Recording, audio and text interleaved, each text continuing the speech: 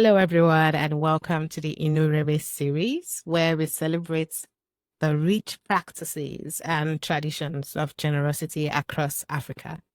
I'm your host, Bidemi and In this episode, we will explore how African giving traditions compare and connect with global philanthropic practices. We will discuss the impacts of these traditions on communities and touch on how these practices can be integrated into modern philanthropic frameworks. And I have the pleasure of speaking with Tendai Risa.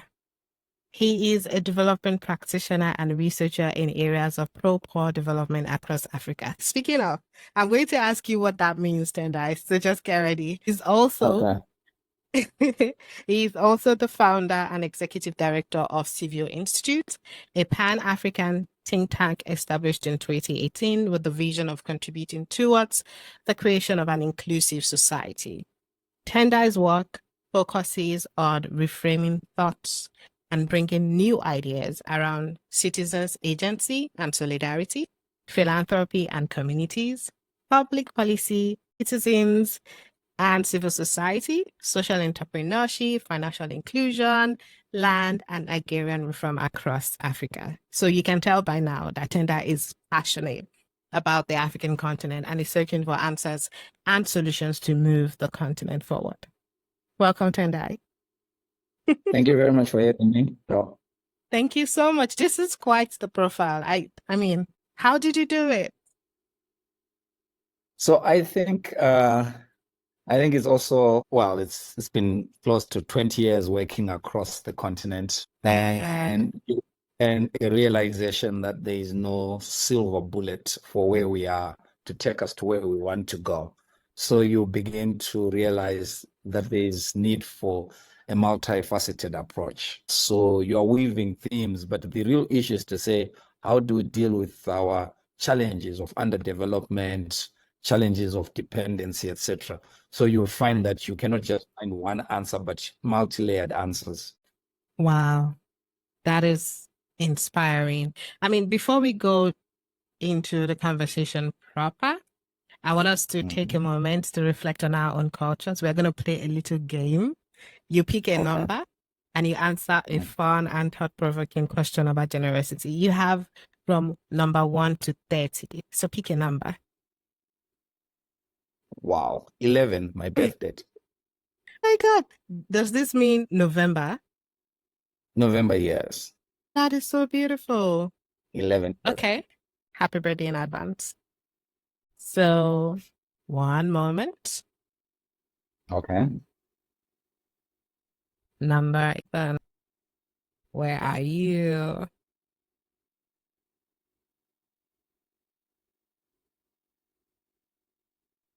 My laptop has taken this moment to freeze. Interesting. That's what technology does. Yeah. Okay, I found it. So let's go to number 11. Okay, I like this one. Have you ever been surprised by an impact of your own generosity? Like you did something, you did not know it will have so much impact, and it did. What was it? So it's the small and insignificant things that we do in life that lead to huge change. I just received, I think 2 weeks ago, I received a letter from a young man that came to us looking for a job to be a gardener, but he had passed his Cambridge A-level examination. So we started him off to go to university. We just insisted that he goes to university. So I think between me and my wife, we just paid for his first year, then connected him with a foundation that I'm a part of. And now he's a chemical engineer and he's leaving the country, etc. So we know it's something that at the back of my mind I'd forgotten about. So when his email came, it was in the midst of another rush. You are worried about something else. It was one of those moments to pause and to reflect, to say, okay, there's some good that comes out of giving. And that was one of it. Yeah. I want to scream. He wanted to be a gardener, and you insisted he gets an education. No, when he told us about his qualifications, I just said, no, you can't work in our garden. Started talking, helped him. Because, it's for us here in Africa, Times it's $20 that makes a difference to go and get an application form. Just to go and buy the application form, you may not have $20. So people, when we talk about giving, people think we're talking of millions, but giving that youngster a chance to say, here's $20, go and get the form, fill it up and submit, because the window is still open for you to submit the application. Wow. And let's take it up from there. Then he gets a place, then we pay the fees, yada, yada. And now he's an accomplished chemical engineer. I am happy. I am blown away. This story just made my day. I'm going to tell everyone about this story. Thank you so much for doing that. And this is really beautiful. You have another number to pick, though, before we move on. Wow. Okay. Let me see. Okay, I'll pick 2 for my 2 girls. Okay. Oh, that is so sweet. I like how you are attaching, you're attaching things to these numbers. Okay, so number 2, what act of generosity have you received that you've never forgotten? This time around, what did someone do for you? Okay, so I also come from a very underprivileged, very challenged background. And if it had not been for a stranger, but you know how in Africa, everyone, an elder that you know is either an uncle, an auntie, etc. So an uncle took pity on me, an unrelated uncle. That's such a contradiction, right? An unrelated uncle took pity on me. And when we were at our wits' end with my mom on how we're going to pay the outstanding fees, etc., etc. Came to the school where I was learning. I was at a boarding school on the verge of being chased away anyway. And I was called to the headmaster's office. I thought it was the story to tell me that you're not writing your exams. I found this uncle in the office and they just wanted to confirm how much is the balance, and confirmed, and he paid it off. And I managed to write my O levels. If it had not been for him, I would not have written my O levels, and I don't think I'll be here today.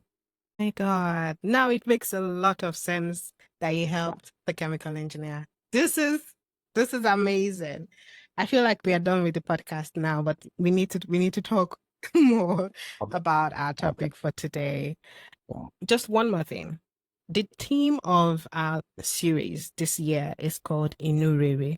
So Inurere is a Yoruba term for generosity. In plain words, if I were to describe someone who embodies this value, it means one who is selfless, one who has a clean heart and mind, one who has a mind of goodness, of kindness, of love, and good fortune. It literally represents the pinnacle of perfect human being and society.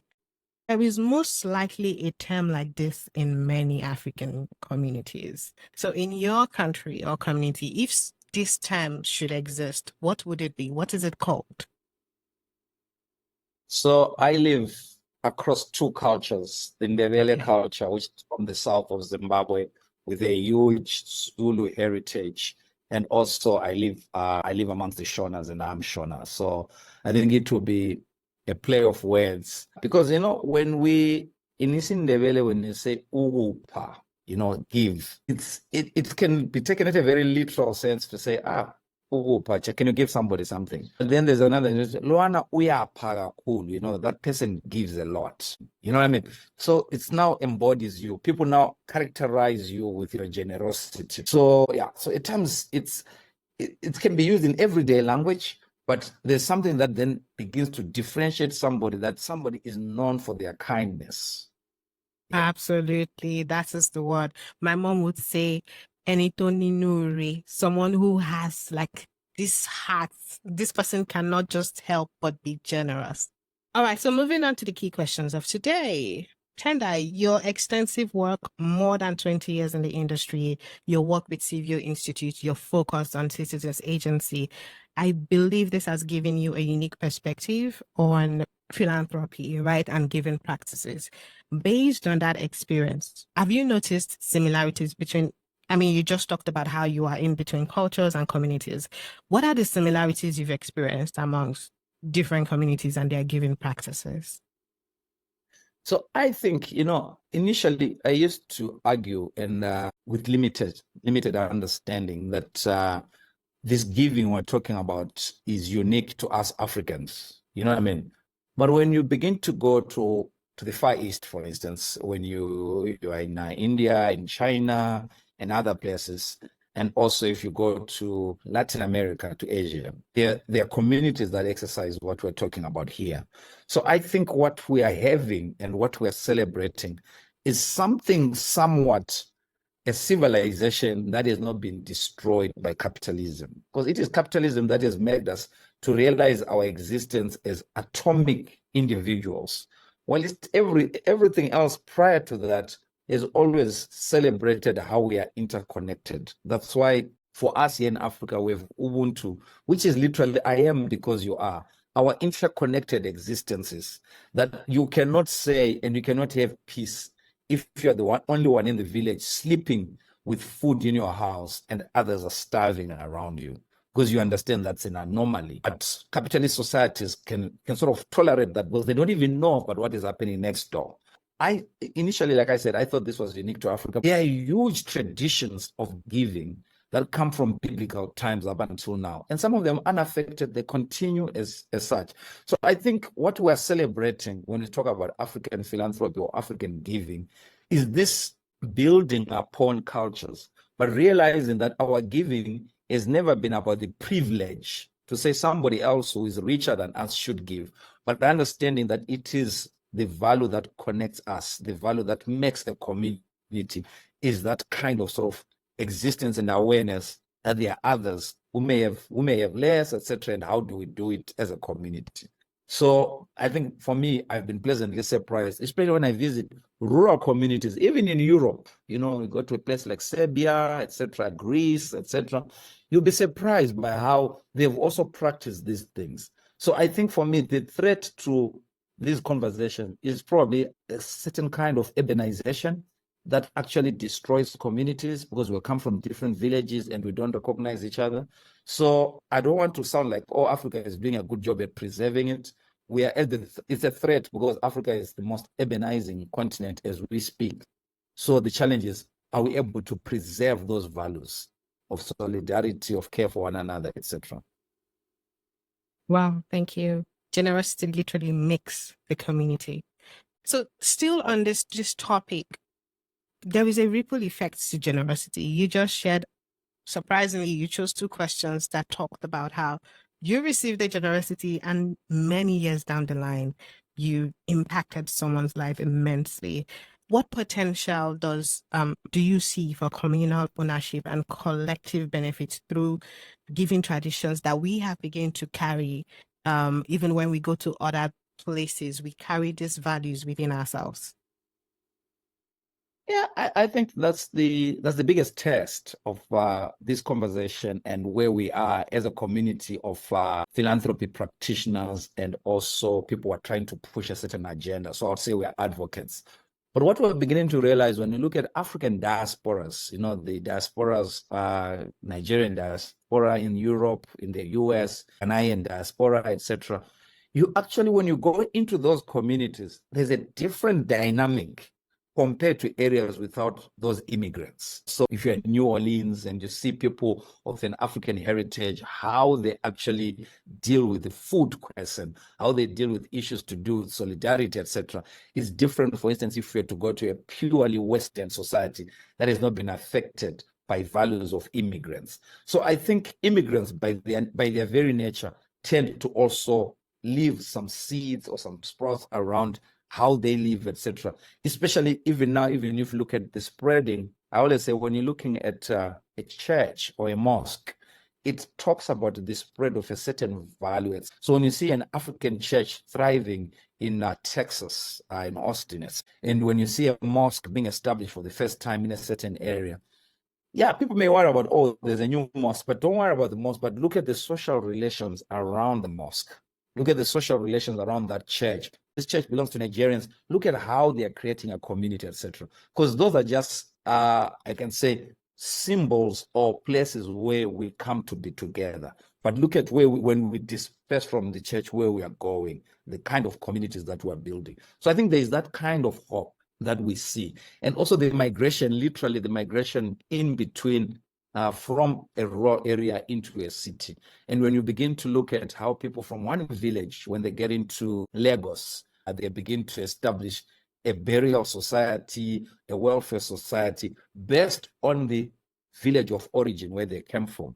Because on the one hand, they yearn for the village life, they yearn to hear each other's language, they yearn to share memories, but they are also spreading solidarity, etc. So it's not something that is programmed, but it happens organically. It's processes that we do on our own. The challenge for scholars is to say, how do you track all these things, to document them and to document best practice? But I can assure you it's going on.